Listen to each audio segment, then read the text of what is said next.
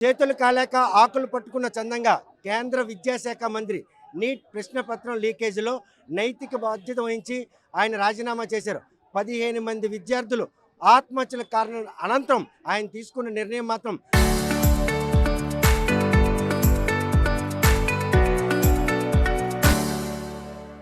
యావత్ భారతదేశం అంతా కదా ఉన్నత చదువులు చదువుతున్న విద్యార్థుల జీవితాలతో ఆడుకుంటున్నటువంటి ఈ నిర్ణయాలు మాత్రం ప్రతి ఒక్కరూ ఖండిస్తున్నారు.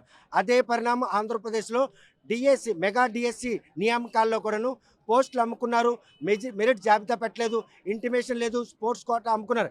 ఈ పరిణామాలన్నీ కూడా డే 1 నుండి వైఎస్ఆర్ కాంగ్రెస్ పార్టీ జనాల్లోకి తీసుకెళ్తున్న ప్రయత్నం చేసినా కూటమి ప్రభుత్వం మాత్రం అటువైపు ఆ పరిస్థితి లేకుండా చేశారు. ఈరోజు ఏదైతే కేంద్రంలో నీట్ ప్రశ్నపత్రం విషయంలో జంతర్ మంతర్ దగ్గర కాంగ్రెస్ పార్టీతో పాటు వామపక్షాలు చేసినట్టు ఆ పోరాటం మరొకసారి ఆంధ్రప్రదేశ్లో మాత్రం డిఎస్సి నియామకాల్లో జరిగిన అవకతవకలపై మాత్రం వైఎస్ఆర్ కాంగ్రెస్ పార్టీ ఈరోజు విద్యార్థి విభాగం, నిరుద్యోగ విభాగం కూడా పిలిపించారు. ఈ విషయంపై మాట్లాడిన వైఎస్ఆర్ పార్టీ నాయకులు కూడా మనతో చూస్తే కనుక ఏ విధంగా తీసుకోవచ్చు ఈ పరిణామం.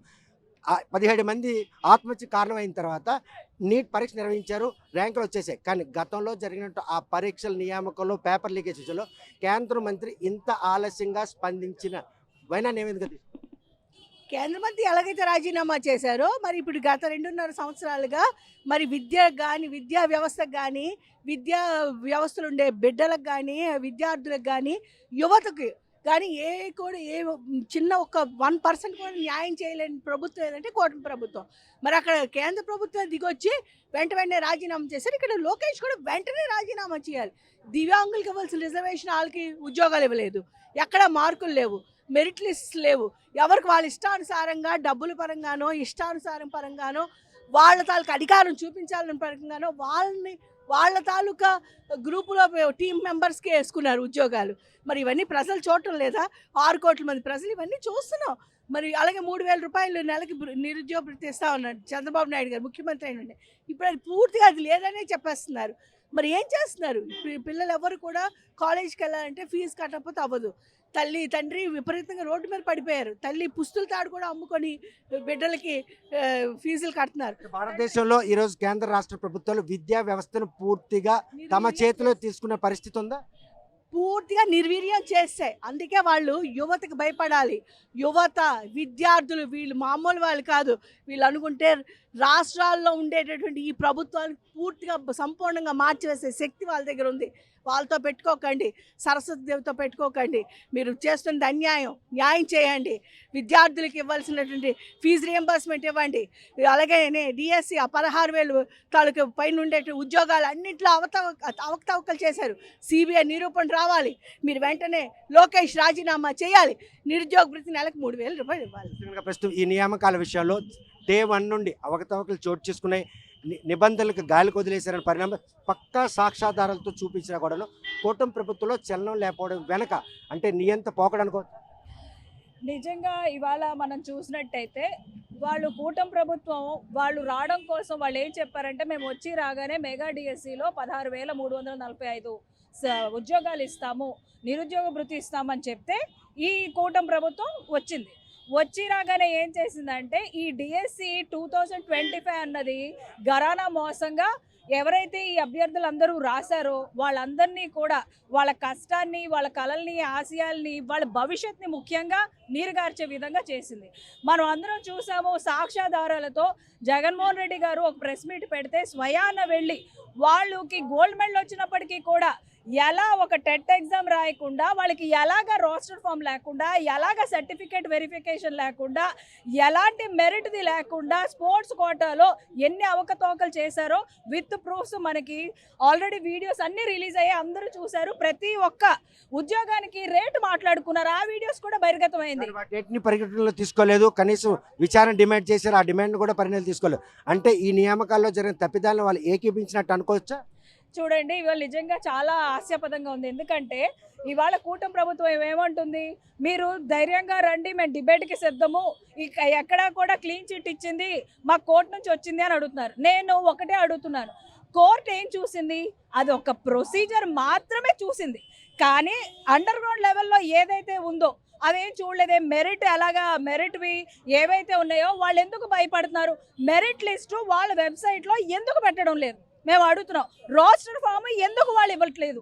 ఎలాగ టెట్ ఎగ్జామ్ లేకుండా వాళ్ళందరికీ ఈ స్పోర్ట్స్ కోటాలో ఎలా ఉద్యోగాలు ఇచ్చారు? ఇవన్నీ కూడా కోర్టులో చూడలేదు, వాళ్ళు జస్ట్ ఒక ప్రొసీజరే చూసారు. మరి డౌన్ లెవెల్ ఇవన్నీ ఉన్నాయి. ఇవన్నిటిని ప్రశ్నించడానికే ఈరోజు జగన్మోహన్ రెడ్డి గారి ఆదేశాల మేరకు మేము వచ్చాం.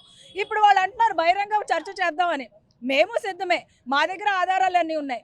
మేము ఒక్కటే అంటున్నాం, చర్చలకు ఎందుకండి, మీరు సిబిఐ విచారణ అయ్యండి, నిజ నిజాలు బయటకు వస్తాయి. మీరెందుకు ఆ విచారణ సిబిఐ విచారణకి ఎందుకు ముందుకు రావట్లేదు? ఎక్కడ లోపం ఉంది?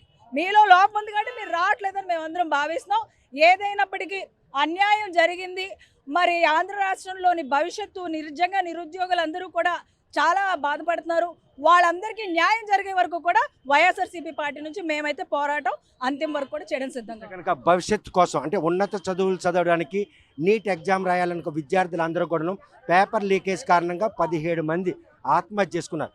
ఇక్కడ ఆంధ్రప్రదేశ్లో ఉపాధ్యాయ వృత్తిని కొట్టాలని కల కన్నటువంటి అభ్యర్థులందరూ కూడాను ఈరోజు అర్హత ఉండి కూడా పోగొట్టుకున్నారు.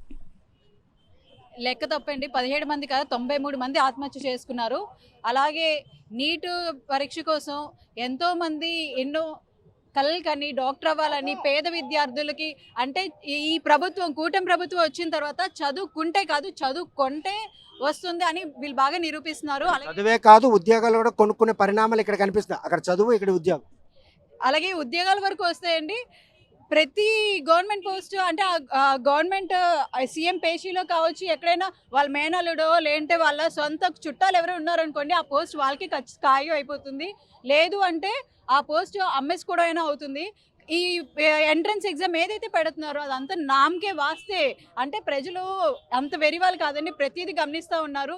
అన్ని లక్షలు కానీ వేలు కానీ కోట్లు పెట్టి అంటే కోచింగ్ తీసుకొని చదువుకుంటున్న వాళ్ళు కూడా వాళ్ళకి అంటే అర్హత ఉన్న వాళ్ళకి కాకుండా అర్హత లేని వాళ్ళకి ఒక ఉద్యోగం కాదు, ఒక సీట్ కాదు, ఒక పదవి ఏది ఇచ్చినా ఇప్పుడు ఫర్ ఎగ్జాంపుల్ నీటే తీసుకోండి, అర్హత లేని వాళ్ళకి ఒక సీట్ వచ్చింది అనుకోండి, వాడు చదువు అలానే చదువు సాధిస్తాడు. రేపు పొద్దున్న డాక్టర్ ఈ సమాజంలోకి వచ్చిన తర్వాత ఒక పేషెంట్ ఆ అనర్హత కలిగిన డాక్టర్ వల్ల ఒక లైఫ్ పోయిందంటే అది ఎంత ఇబ్బంది అన్నది కూడా గమనించుకోవాలి. కాబట్టి అర్హత ఉన్న వాళ్ళకే అన్ని అంటే సమకూర్చాలి అని చెప్పేసి, అలాగే డిఎస్సి కాదు, ఒక టీచర్ అర్హత కాదు, టీచర్ కూడా సమాజానికి ఎంతో అవసరం. అర్హత లేని టీచర్ సమాజంలో ఉండి కూడా వేస్ట్. ఆ టీచర్ సరిగ్గా ఉంటే స్టూడెంట్ ఒక భవిష్యత్తు బాగుంటుంది. కాబట్టి దానికోసం న్యాయం జరగాలని మేము ఈరోజు శ్రీకాకుళం జిల్లా తరఫున అందరం కూడా పోరాటం చేస్తున్నాం. మెగా డిఎస్సీలో అవకతవకలు మాత్రం సిబిఐతో ఈరోజు దర్యాప్తు చేయించాలి. ఈ విషయంలో తొలినాళ్ళ నుంచి కూడాను ఉపాధ్యాయుల నియామకాల్లో మాత్రం పోస్టులు అమ్ముకున్నారు, స్పోర్ట్స్ కోటా కూడా అమ్ముకున్నారు. అర్హత లేని నిబంధనలు తూట్లు పొడిచి నియామకాలు చేపట్టినటువంటి ఈ ఉపాధ్యాయ డిఎస్సి మాత్రం ఈరోజు ఒక జటిలమైన సమస్యగా మారింది. నీట్ పేపర్ లీకేజ్ విషయంలో కేంద్ర విద్యాశాఖ మంత్రి నైతిక బాధ్యత వహించి రాజీనామా చేసినట్టే ఆంధ్రప్రదేశ్ విద్యాశాఖ మంత్రి కూడా నైతిక బాధ్యత వహించి రాజీనామా చేయాలి, లేదనుకుంటే సిబిఐతో ఎంక్వైరీ చేయించాలని చెప్పి డిమాండ్ చేస్తున్నారు. మరి ఈ విషయంలో కూటమి ప్రభుత్వం ఈ విషయంపై పునరాలోచిస్తుందా లేకపోతే దుందులు చెరిగే ముందుకెళ్తుందా అనే విషయం వేచి చూడాల్సిందే. వీడియో జర్నలిస్ట్ రామకృష్ణతో సత్యం, RTV శ్రీకాకుళం.